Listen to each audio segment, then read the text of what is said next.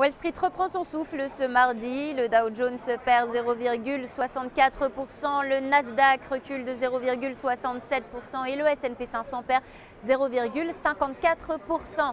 Une baisse essentiellement due aux craintes autour d'un ralentissement de la croissance chinoise.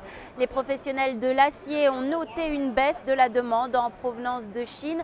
En parallèle, le gouvernement chinois a pour la deuxième fois depuis le début de l'année augmenté les prix du carburant dans le pays.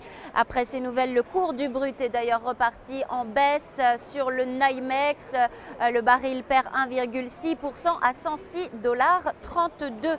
Aux États-Unis maintenant, les indicateurs du jour dans le secteur immobilier sont mitigés.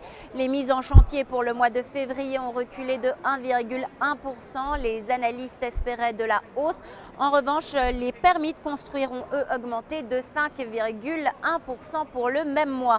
Du côté des valeurs à suivre, le groupe Adobe a annoncé hier après la clôture des résultats trimestriels en nette baisse. Son profit pour le premier trimestre chute de 21%. Le titre Adobe perd près de 3% dans les premiers échanges.